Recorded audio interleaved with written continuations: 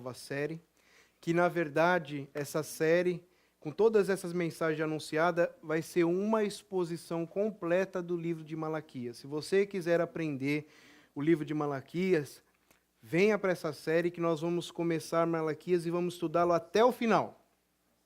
Tá joia? A convocação, hoje nós vamos falar sobre a convocação para a audiência. Deus se faz presente no tribunal. Malaquias capítulo 1, verso 1. Malaquias é o último livro do Antigo Testamento. Abre lá em Mateus e volta a 1, que você vai encontrá-lo.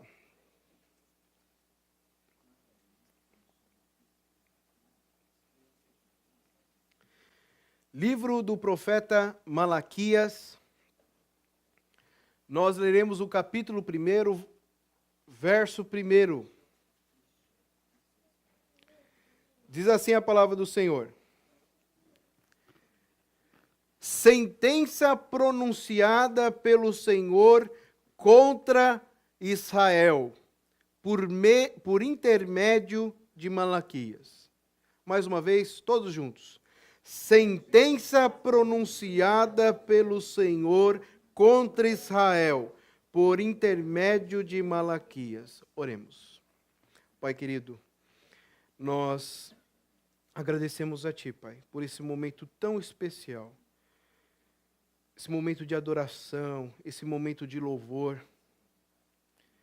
E nós somos gratos, Pai, por esse momento de adoração, aonde nós não falamos, aonde nós não cantamos, aonde nós não oramos, mas onde nós, pela Tua graça, dispomos os nossos ouvidos, a nossa mente e o nosso coração para ouvir a Tua palavra santa, transformadora e poderosa.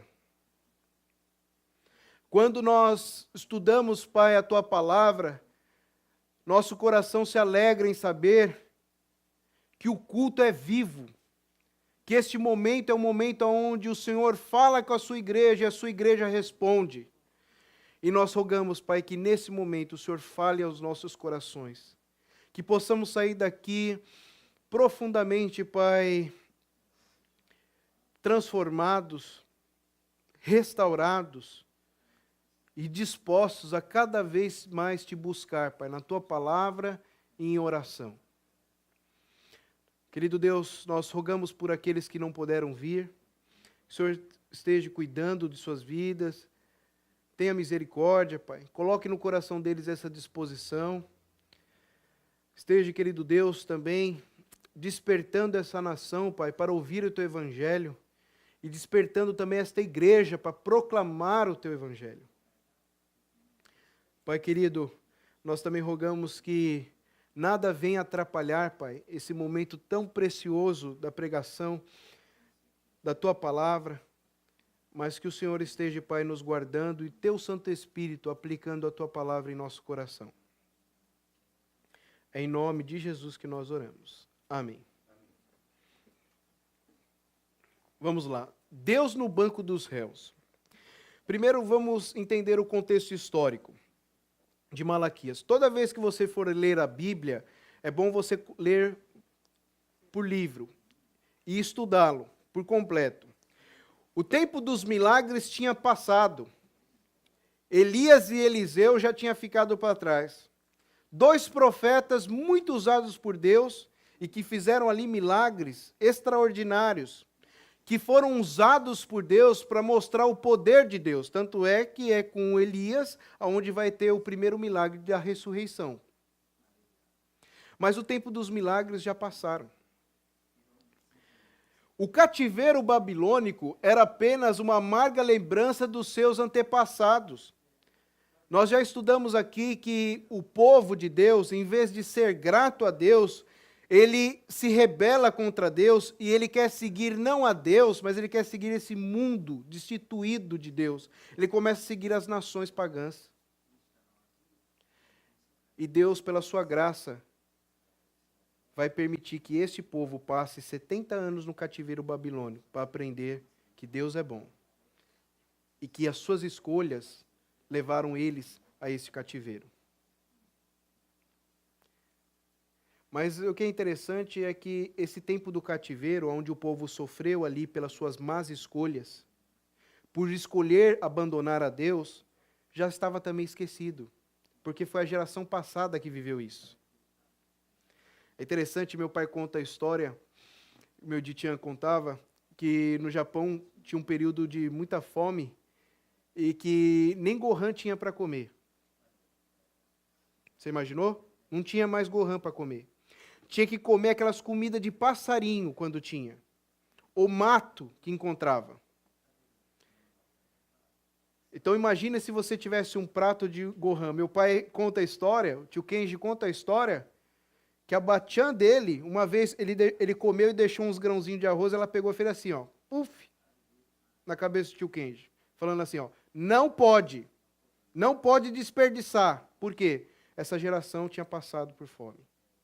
Hoje a nossa geração já esqueceu disso. A pessoa come metade do bentô e deixa o resto. O cativeiro já era passado. O povo já não se lembrava mais. O momento agora é das reformas de Neemias. Neemias, depois do cativeiro, Neemias foi levantado por Deus para trazer restauração, e ele é usado por Deus para fazer 2 reformas. E o povo, então, ele volta para sua terra, através de Neemias, que é levantado por Deus, e Neemias é usado por Deus para fazer 2 reformas, ou seja, volta para Deus, volta para a palavra de Deus, mas o que é interessante é que esse tempo de Neemias também já estava esquecido. O povo se esquece. E sabe o que está acontecendo agora, no contexto de Malaquias? O povo de Deus está vivendo um período de apatia espiritual, sonolência espiritual. Por que não dizer frieza espiritual? O culto está acontecendo. As celebrações estão acontecendo. A religiosidade está lá. O problema é que o culto a Deus, a comunhão com Deus, isso se tornou apenas algo metódico. Se tornou apenas algo ritualista. Ao ponto do povo adorar a Deus, mas não ter prazer nisso. Ao ponto do povo se reunir para cultuar a Deus e dizer assim, que canseira. Está lá no verso 17, o povo falando assim, ó, que canseira. Não vejo a hora de acabar isso aqui. Ao ponto do povo, em vez de levar o melhor para Deus, coloca diante do altar de Deus pão imundo e animais podres, carniça, para oferecer para Deus. E é por isso que eu entendo que essa mensagem, ela é muito atual. Apesar de alguns entenderem que Malaquias é um livro do passado, que é um livro que geralmente só é usado para falar de dízimo e oferta, só lembra de Malaquias nessa parte, eu quero dizer para você que a mensagem de Malaquias, que Deus enviou através do profeta Malaquias, é uma mensagem atual para nós. Oportuna, relevante para o contexto em que nós vivemos. Porque nós podemos sim identificar que muitas vezes, apesar desse movimento evangélico estar crescendo, você nota que há o culto, mas não há mais fervor. Que há adoração, mas que não há mais a entrega do melhor a Deus. E Malaquias vai tratar exatamente sobre todas essas coisas. Agora, por que o tema é um tribunal?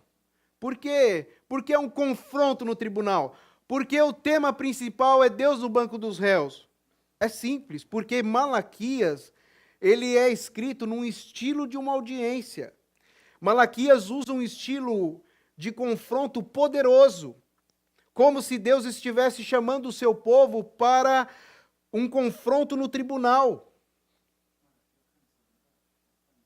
E nessa audiência divina, há 3 expedientes, como se fosse um tribunal mesmo. Primeiro, você vai ver uma afirmação de Deus. Olha lá, verso 2 diz assim: eu vos tenho amado, diz o Senhor. Segundo expediente, uma interrogação acusativa. Porque essa interrogação do povo é acusando a Deus. Acusativa do povo de Deus. Continuando o verso 2. Mas vós dizeis, em que nos tem amado? Ou seja, Deus não é amor, você não tem amado a gente. E terceiro, uma refutação de Deus já com uma sentença. Onde ele fala aqui, não foi Esaú, irmão de Jacó? Disse o Senhor, todavia amei Jacó, porém aborreci Esaú. E fiz dos seus montes uma assolação e dei sua herança aos chacais do deserto. Ou seja, vocês têm prova?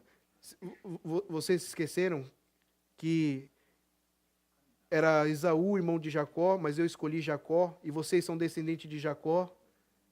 Porque Jacó era o nome antigo de Israel. Jacó era enganador. Jacó não andava com Deus. Jacó era trapaceiro. E quando ele é tocado por Deus, Deus inclusive muda o nome dele. Que o nome dele significava todas essas coisas. Enganador, trapaceiro, distante de Deus. E muda. E fala, agora que eu te transformei, o seu nome também será novo. Não vai chamar mais Jacó, enganador. Você vai se chamar agora Israel, povo meu. Aquele que anda comigo. E Deus está falando, vocês já se esqueceram disso? Então, olha que interessante. O livro inteiro de Malaquias, você vai encontrar essa audiência. E só para vocês verem, de maneira rápida, vamos acompanhar na sua Bíblia, para você ver que há 8 audiências, esse tipo de confronto é apresentado no livro 8 vezes, ou seja, há 8 audiências. Vamos ver de maneira rápida. Primeiro, diz assim, primeira audiência, capítulo 1, verso 6. O filho honra o pai, e o servo ao seu senhor.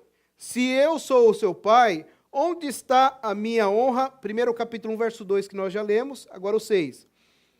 O filho honra o pai, e o servo ao seu senhor. Se eu sou o pai, onde está a minha honra? E se eu sou o Senhor, onde está o respeito para comigo?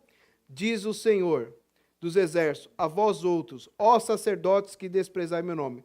Vós dizeis, em que desprezamos o teu nome? E aí nós já vamos para a terceira audiência. A primeira é o capítulo 1, verso 2, a segunda é capítulo 1, verso 6, a terceira audiência já é a refutação, mas já a afirmação de Deus, verso 7. Ofereceis sobre meu altar pão imundo, e ainda perguntais, em que te havemos profanado? Nisto que pensais, a mesa do Senhor é desprezível. Terceira audiência, capítulo 2, verso 7. Capítulo, a referência aqui está... Capítulo 2, verso 10. Diz assim, não temos nós todos o mesmo Pai? Não nos criou o mesmo Deus? Por que seremos desleais um para com os outros, profanando a aliança dos nossos pais? E aí ele vem no verso 14. E perguntais, por quê? Porque o Senhor foi testemunho da aliança entre ti e a mulher da tua mocidade, com a qual tu foste desleal, sendo ela a tua companheira e a mulher da tua aliança. Vamos agora para a quarta audiência, Malaquias capítulo 2, verso 17. Vou mudar essas referências depois, tá? Capítulo 2, verso 17. Enfadais o Senhor com vossas palavras, e ainda dizeis, em que o enfadamos? Nisto que pensais, qualquer que faz mal, o mal passa por bom aos olhos do Senhor. E desses é que ele se agrada. Onde está o Deus do juízo? Vamos lá. Quinta audiência.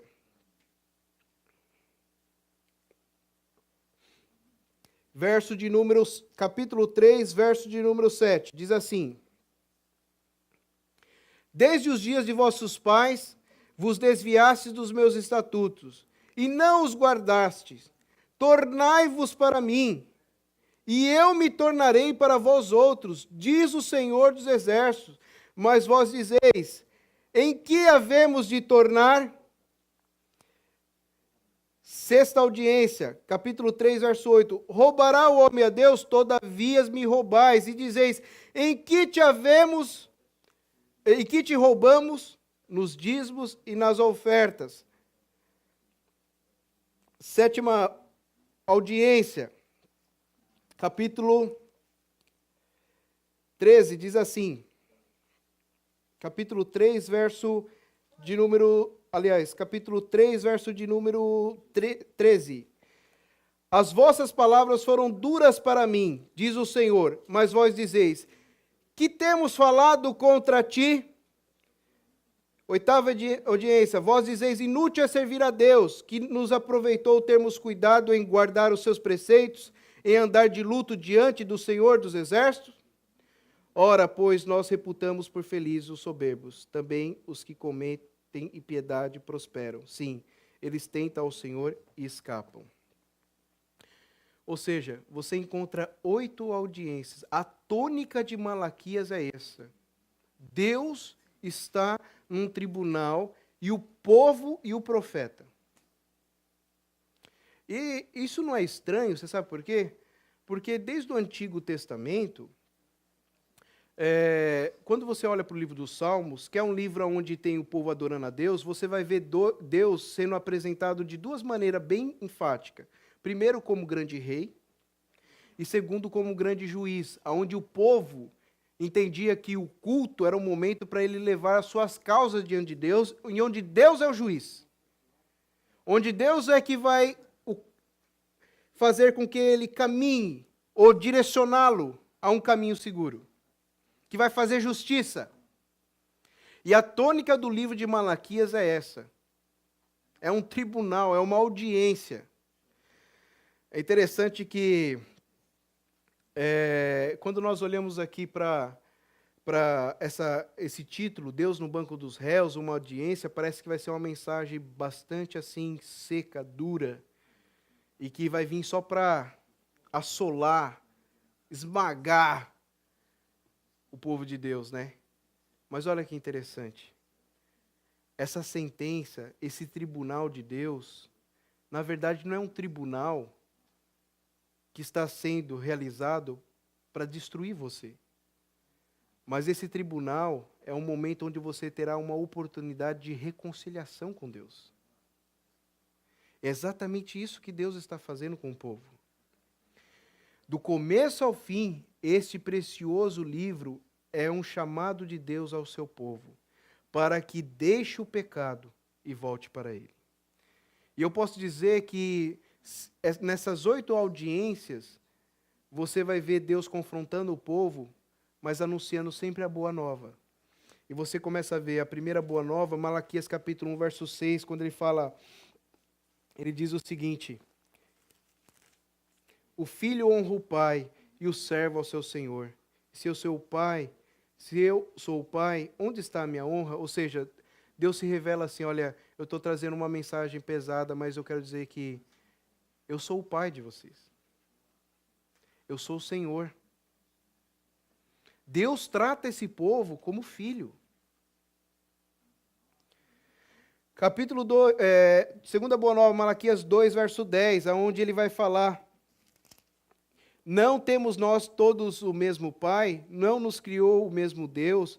Por que seremos desleais uns para com outros, profanando a aliança de nossos pais? Ou seja, novamente Deus se revela como Pai, como nosso Criador. Já parou para pensar nisso? Que se Deus não tivesse criado você, você não estaria aqui? Terceira boa nova, Malaquias capítulo 3, verso 7. Ele diz assim: desde os dias de vossos pais, desviastes dos meus estatutos e não guardastes. Tornai-vos para mim. Tornai-vos para mim. E eu me tornarei para vós outros. Às vezes nós pensamos que Deus nos abandonou, não é verdade? Mas eu quero dizer algo muito importante para você. Toda vez que você sentir isso, lembre-se, quem abandona Deus muitas vezes somos nós. Deus está sempre ali. E é por isso que ele fala, tornai-vos para mim. É um tribunal. Vocês vão perceber que a tônica do livro e a mensagem, ela é confrontadora, mas é um tribunal para reconciliação. Essa mensagem confrontadora não vem para desanimar e não vem para expulsar o povo, mas vem para restaurar o povo. Tornai-vos para mim. Quarta boa nova. Capítulo 3, verso 10. Trazei todos os dias uma casa do tesouro, para que haja mantimento na minha casa, e provai-me nisso, diz o Senhor dos Exércitos, se eu não vos abrir as janelas do céu e não derramar sobre vós bênção sem medidas. O povo estava distante de Deus, as colheitas já não estavam tão boas e o povo ainda estava acusando a Deus. E Deus está explicando onde está o problema deles. Eles estão adorando o que não deveria ser adorado. É restauração, é visando o bem. Quinta e última boa nova. Malaquias capítulo 4, verso 4.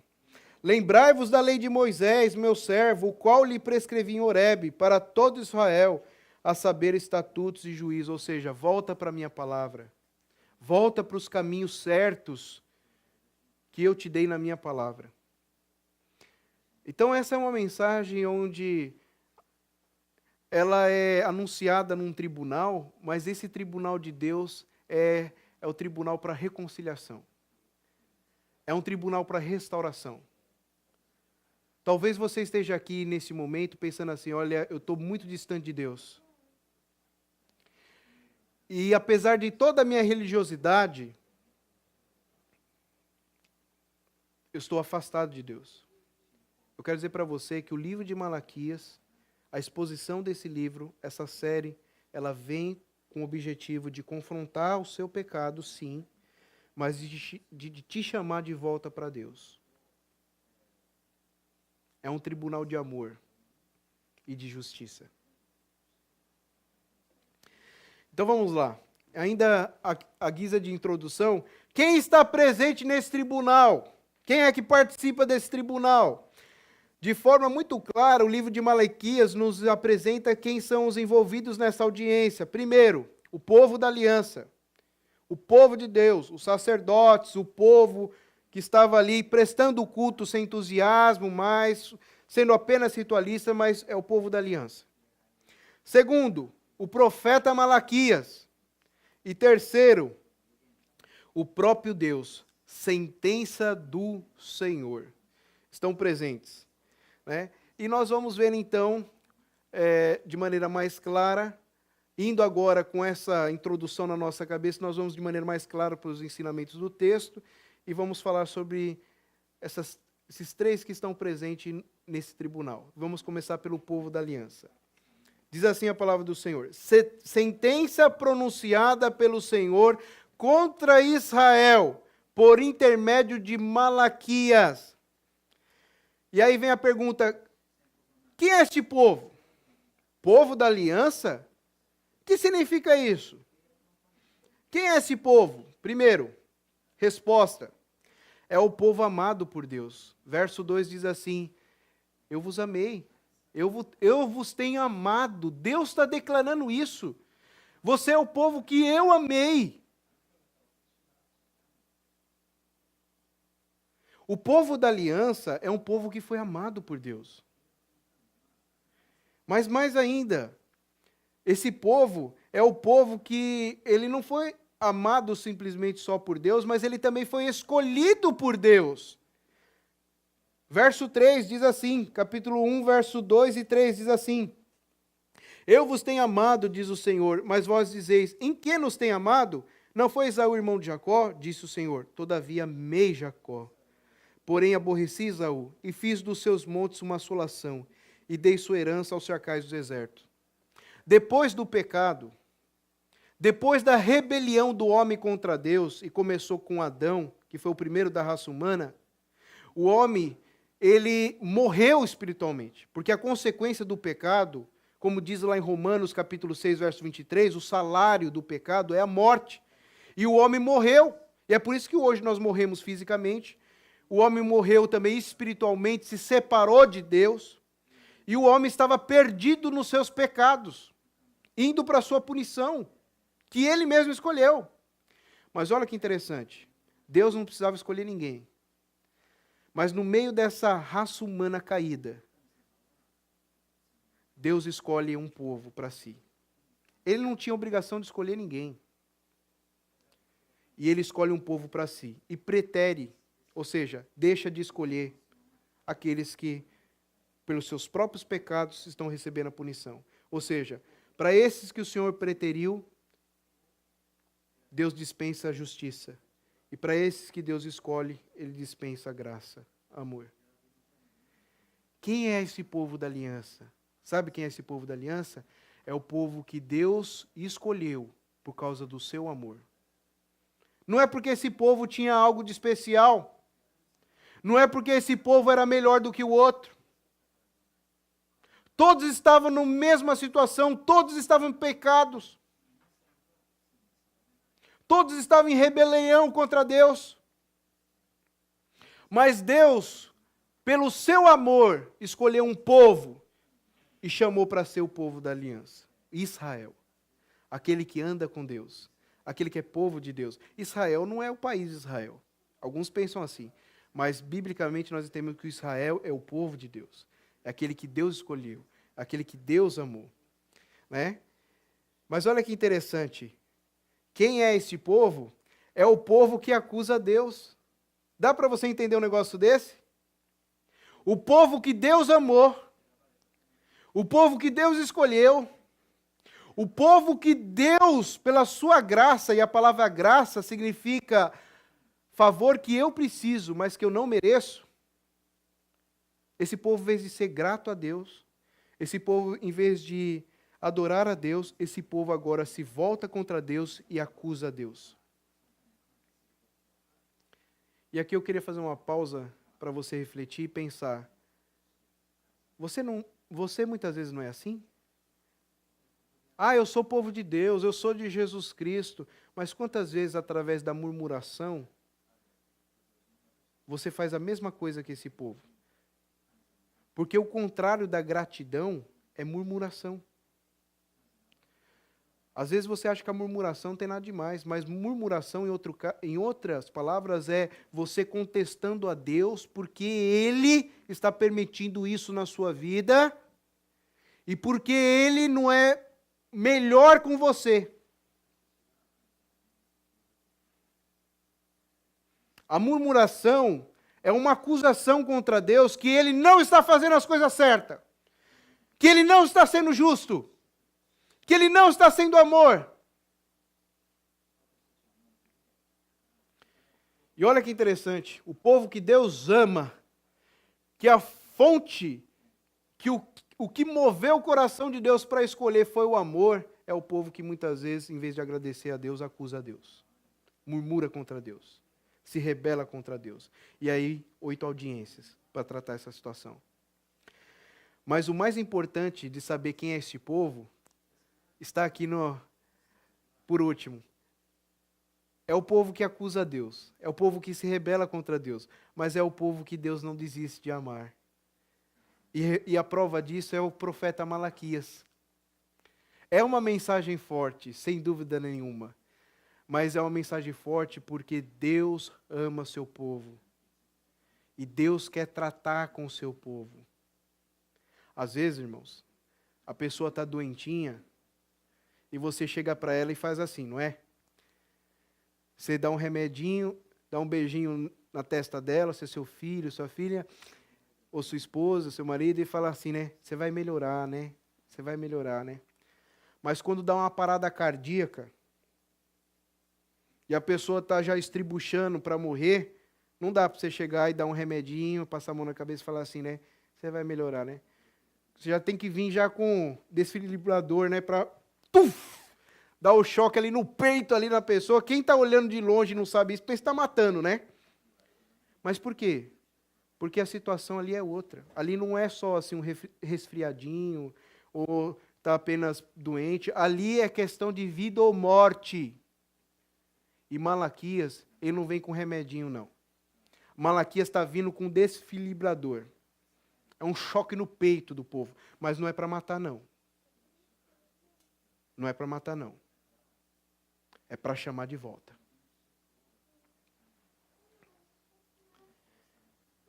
Quem é esse povo?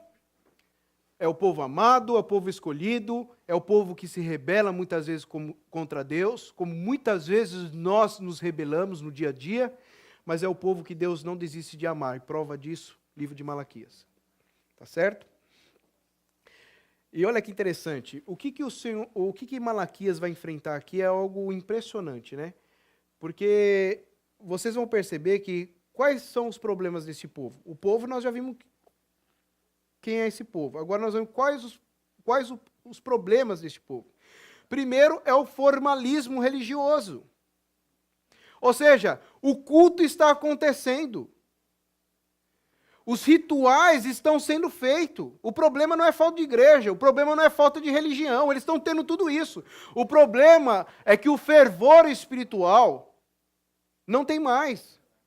O povo está indo para adorar a Deus, mas já cansado. E vocês vão ver depois, mais para frente, que o que cansa o povo dentro da igreja não é o culto, é o pecado. O pecado cansa. E toda vez que nós chegamos aqui com a vida carregada de pecado e não queremos nos largar dele, isso cansa. Aí o culto vai ser enfadonho. Quando você vai ouvir uma oração, isso vai ser horrível. A pregação, você não vê a hora de acabar, porque o pecado cansa. E Malaquias vai falar isso mais para frente, nós vamos ver. Então, você vai ver que o que está acontecendo ali, primeiro, é o formalismo religioso. E você vai ver que Jesus passa por isso 400 anos depois com os fariseus. Os fariseus eram assim. Eles faziam todas as celebrações, os rituais, cumpria a risca, mas não tinha vida. Fazia por fazer, fazia para se mostrar, fazia para dizer que era melhor, fazia porque aquilo já virou uma rotina.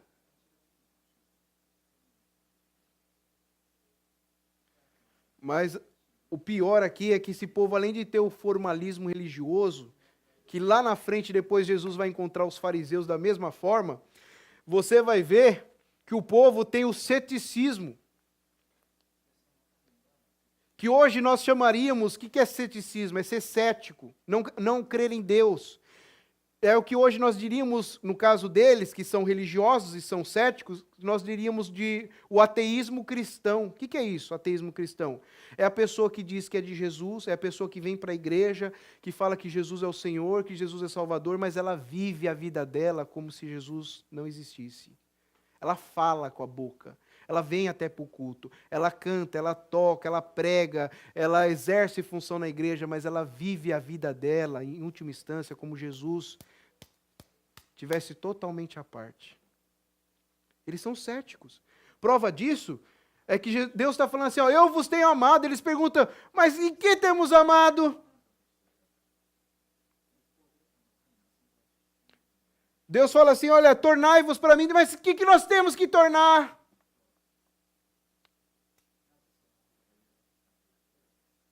E isso o Senhor Jesus, 400 anos depois também, vai enfrentar com os saduceus. E os saduceus eram também céticos. Os saduceus eram os liberais. Jesus enfrentou duas correntes, dois povos, dois grupos de religiosos que o atacavam constantemente, os fariseus e os saduceus. Os fariseus formalistas, religiosos, conservadores, que não deixavam escapar uma vírgula da lei, da palavra de Deus, mas, por outro lado, os saduceus, liberais, racionalistas, que não criam nos milagres, que não criam no sobrenatural, que olhava para a Bíblia e falava assim, olha, na ressurreição eu não creio, na segunda vinda de Cristo eu também não creio, essa parte da Bíblia eu creio, essa daqui eu acho que não existe, essa daqui eu quero ficar, essa daqui não é palavra de Deus. Os saduceus eram assim. E o que está acontecendo no contexto de Malaquias é que o povo misturou os dois. Ao mesmo tempo que o povo é formalista, o povo também é cético, é ateu, desconfia de Deus e não crê em Deus. E isso nos mostra que é possível, irmãos, nós estarmos aqui, ó, adorando a Deus, mas sendo fariseu e saduceu. E essas duas coisas sempre foram inimigas da vida com Deus e do cristianismo verdadeiro. E é o que está acontecendo com o povo. Porque se por um lado você tem um saduceu que ele desconsidera Deus, ele não crê na palavra de Deus, ele acha que tudo isso aqui, o fim principal é ele. Como as pessoas vivem assim, né? As pessoas vivem como se não vai a vida acabasse aqui. Você já parou para pensar? Qual que é a média de vida das pessoas? Eu sei que lá na Guiné-Bissau, a estimativa de vida de uma pessoa é 30 anos. Vocês sabiam disso? 30 anos. Quando chega aos 40 é que viveu bem. Viveu bem. É por isso que as agências missionárias estão enviando nutricionistas para Guiné-Bissau, porque a alimentação inadequada está atrapalhando as pessoas. Então, o que acontece? Lá a estimativa de vida é isso, 30 a 40 anos. Aqui no Japão, o pessoal é mais, né? É 80, 90, ou por aí, certo? Mas olha que interessante, você já parou para pensar? Você acha que só a vida humana é só isso daqui? 80 anos e acabou? Eu vou dizer um negócio para você, se a vida nossa se limitar aqui, eu ia entrar em depressão toda hora. Tem que ter algo mais. E a palavra de Deus nos mostra que tem algo mais. Tem vida eterna com Deus, aqueles que creem em Jesus como Salvador. E tem perdição eterna para aqueles que desprezaram a Jesus com seus pecados e se revoltaram contra Ele.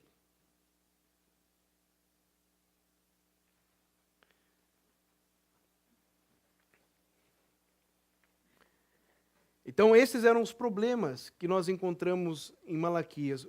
O povo está ali. Se tem, por um lado, um povo que não está considerando a Deus, se tem um lado que o povo que fala que isso ele crê, outro não crê, por outro lado você tem os fariseus que criam em cada vírgula, não é na palavra, cada vírgula da lei, mas só que não vivia. E quando vivia, com a motivação errada. Tá? Então esse é o povo da aliança. Segundo, o profeta Malaquias. Primeiro nós vimos o povo da aliança, agora o profeta Malaquias. Qual o significado do nome Malaquias? Eu quero dizer para vocês que só aqui já tem muito problemas. Porque as pessoas tiveram problema de identificar quem é Malaquias. Por quê?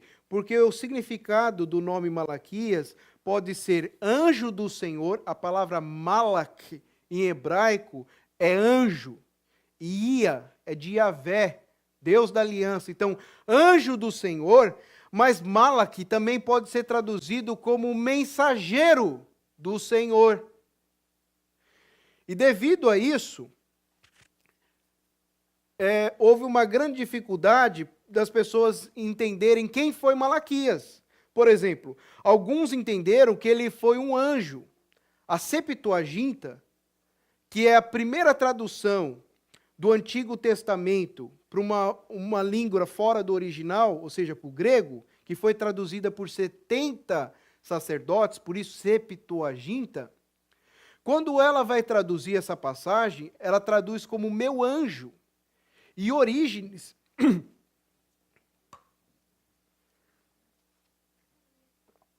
um dos pais da igreja, um dos primeiros pais da igreja, da história da igreja cristã, ele entendia que Malaquias era um anjo encarnado que estava trazendo uma mensagem. Mas nós não entendemos assim, não. Segundo, outros entenderam que, na verdade, Malaquias era um pseudônimo, ou seja, um nome fictício, um outro nome dado para Esdras. E quem creu nisso daí foi Jerônimo, que traduziu a Bíblia do Antigo e Novo Testamento para o latim, que é conhecida como a Vulgata. E o próprio João Calvino, reformador, entendia que era Esdras. Mas também nós não cremos assim. Essa não é a posição que eu creio, respaldado pela maioria dos estudiosos bíblicos do Antigo Testamento. Então, quem foi Malaquias? Cremos que ele foi um personagem histórico, um mensageiro do Senhor. E as pessoas tiveram dificuldade em entender isso, porque o argumento delas era o seguinte, mas, geralmente, quando um profeta histórico, ele foi um personagem histórico, o argumento das pessoas, ele começava dizendo, por exemplo, Isaías, filho de Amós, mostrava ali a sua sua origem, né? E mostrava o período onde ele estava, filho de Amós, no ano da morte do rei Uzias. É verdade.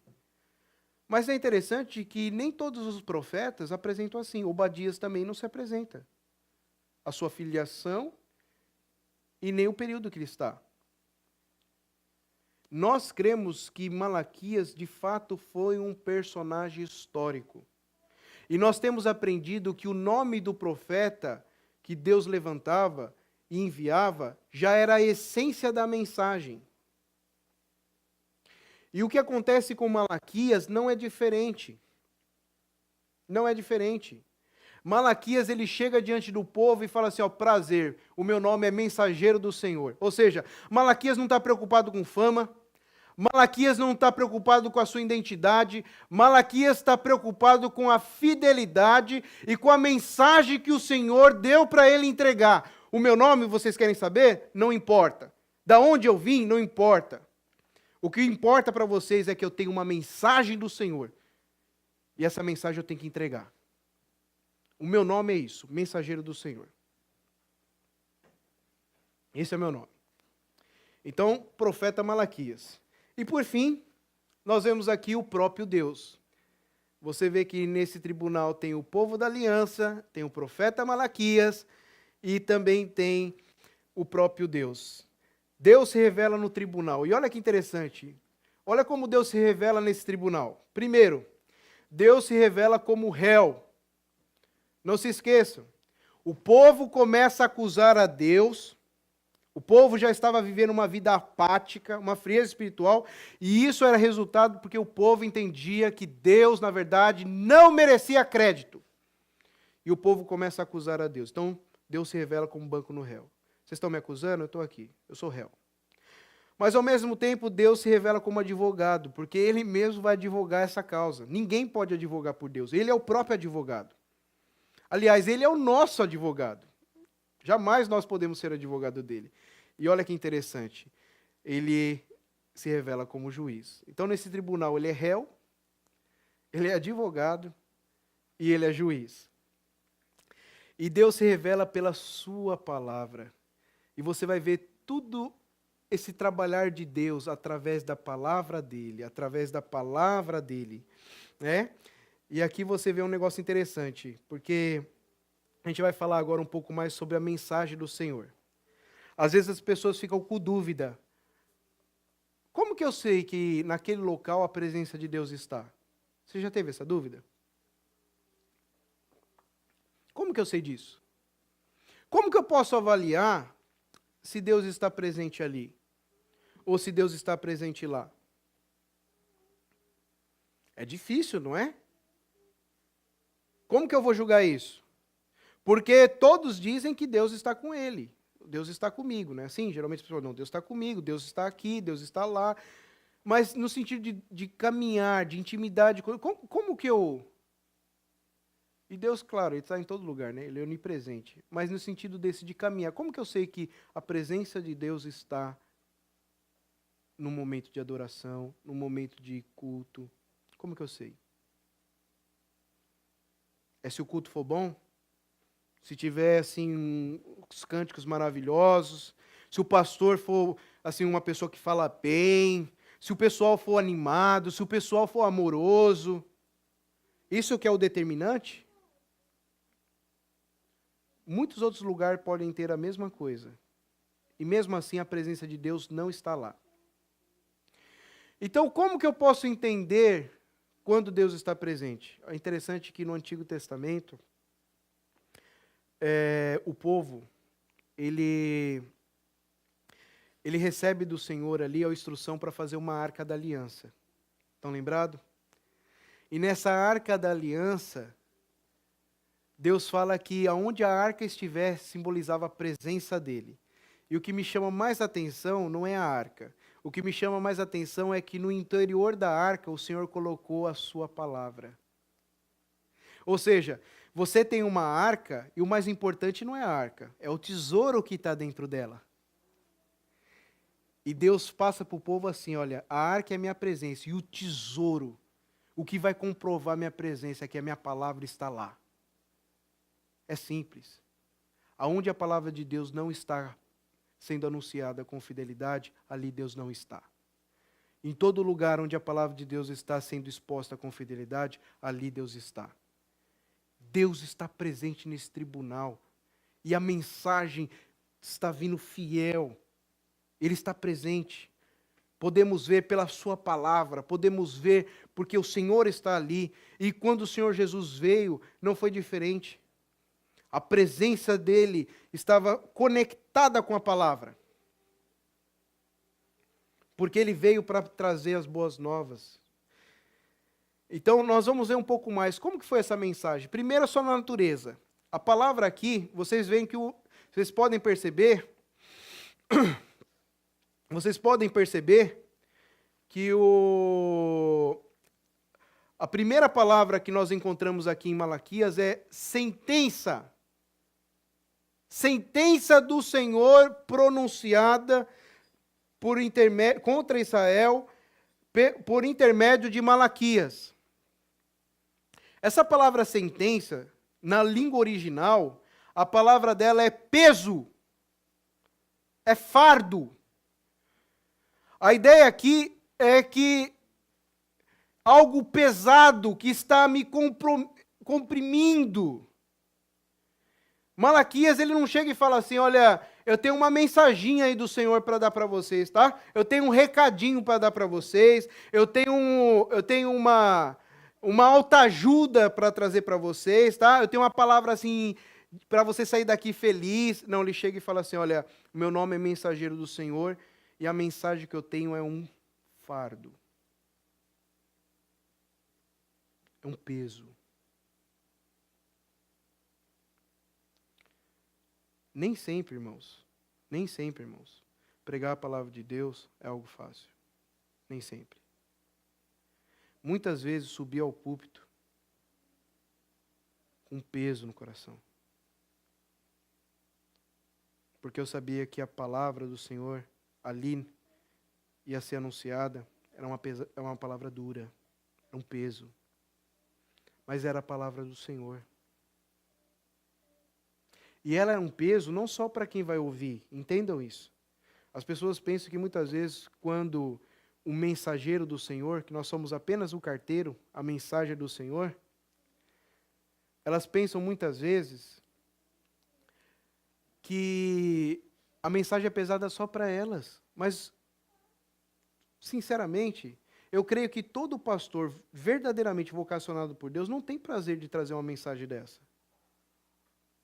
Quando você olha para Jeremias, e Jeremias tem que trazer uma mensagem dificílima, porque Jeremias é o último profeta antes do cativeiro. E a mensagem que ele vai trazer para o povo, não é assim, olha, se você se arrepender, a mensagem que ele vai trazer para o povo é assim, ó, chegou o momento de Deus disciplinar. Agora não é mais assim, ó, pode se arrepender, é chegou o momento, vocês vão passar por disciplina. Ele tem que trazer essa mensagem. E falar, vocês vão passar 70 anos no cativeiro, sendo escravizados, para vocês aprenderem a não se rebelar contra Deus, e para vocês aprenderem que o que vocês escolhem é para a ruína de vocês. Mas sabe o que é interessante? É que quando você vai olhar para o livro de Jeremias, lá no capítulo 4, verso 19, você vai ver Jeremias ali, que para mim parece que ele está começando a entrar em infarto. Abre lá para vocês verem. Jeremias capítulo 4, verso 19. Volta um pouquinho a Bíblia aí.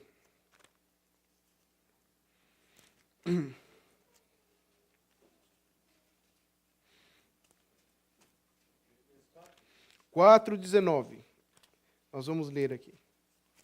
Quando eu leio essa passagem, a impressão que eu tenho é que ele está entrando em infarto. Porque ele diz assim, acompanhem comigo, Jeremias 4, verso 19. Ah, meu coração, eu me contorço em dores, as paredes do meu coração se agita, não posso calar-me, porque ouves, minha alma, o som da trombeta, o alarido da guerra. Muitas vezes, irmãos, mensageiros do Senhor chegam aqui à frente com o coração assim. Ah, meu coração, as paredes do meu coração. É um peso, é um fardo. Pregar a palavra de Deus com fidelidade não é algo fácil. Porque nem sempre é uma mensagem de consolo e conforto. Muitas vezes é uma sentença do Senhor, é um peso, é um fardo. E é pesado para quem prega, é pesado para quem ouve e é pesado para Deus. É pesado para Deus. Segundo, a sua autoridade é pesado, é um fardo, mas é a mensagem do Senhor. É a mensagem do Senhor. Eu lembro quando eu fui ordenado como pastor, os compromissos que eu fiz, o principal dele foi que o meu compromisso não seria agradar pessoas. O meu compromisso não seria pregar o que elas queriam e querem ouvir. O meu compromisso foi de pregar aquilo que o Senhor revelou na sua palavra. E muitas vezes, como no caso que nós vamos começar Malaquias, é um peso, é um fardo, mas é do Senhor. É a mensagem do Senhor. Então não fique bravo comigo, não, como aquele povo também ficou bravo com Malaquias, tá? Eu só sou um mensageiro. A sentença é do Senhor. A mensagem é do Senhor. Uma coisa é pregar sobre a Bíblia, outra coisa é pregar a Bíblia. E pregar a Bíblia é pregar, inclusive, sentença do Senhor. Mas lembre que essa sentença é para reconciliação. Terceiro, seu destino contra Israel. E sabe o que é interessante? É que quando Deus fala que vai punir as nações, o povo de Israel chega assim a pular e dar piruleta. Você vê isso bem claro.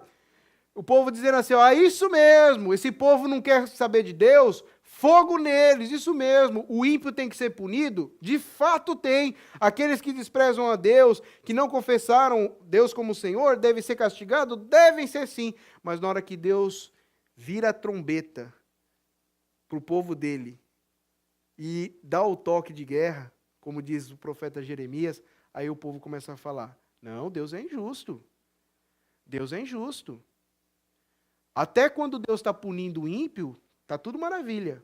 Mas quando o Senhor diz assim, há de começar o juízo e vai começar pela minha casa, é a hora que o povo se rebela. Não, Deus não está sendo mais amor. Agora Deus não está sendo mais justo. Sentença contra Israel. Esse peso, esse fardo é para o povo. Mas entenda que esse peso, esse fardo, não é como o peso e o fardo do pecado, que nós lemos no começo do culto. Mas esse peso e fardo, ele vem para restaurar, para tirar o peso e o fardo do pecado. Quarto e último, seu instrumento, o intermédio de Malaquias. Eu findo essa mensagem com 3 questões práticas para nós refletirmos. Primeiro, Deus tem compromisso com a sua palavra e por meio dela o Senhor nos chama para uma audiência com Ele. Deus tem compromisso. Se você pensa que Deus não honra a sua palavra, você está enganado. Deus tem compromisso. E Ele não tem compromisso em primeiro lugar com você. Ele tem compromisso com a sua palavra. E é por isso que a palavra deve ser anunciada. Malaquias já chegou falando assim, olha, sentença do Senhor. Palavra do Senhor. Segundo, como tem sido sua vida diante de Deus? Será que esse tribunal aqui só serviu para o passado? Será que esse tribunal só serviu para o povo da época de Malaquias? Você tem alguma acusação contra Deus para apresentar nesse tribunal? Se você tiver, esse é o momento. O juiz está presente. E ele vai, durante toda essa série de Malaquias, confrontar você para a restauração. Terceiro e último. Deus, com seu amor, nos constrange a voltarmos para Ele. Em que nos tem amado? E Deus mostra. Vocês estavam perdidos. Vocês estavam destinados para a perdição eterna. E eu vos amei. E eu vos escolhi. Que Deus abençoe, irmãos. E que essa série de mensagens de Malaquias venha restaurar a comunhão e a nossa vida. Em nome de Jesus que oramos. Amém.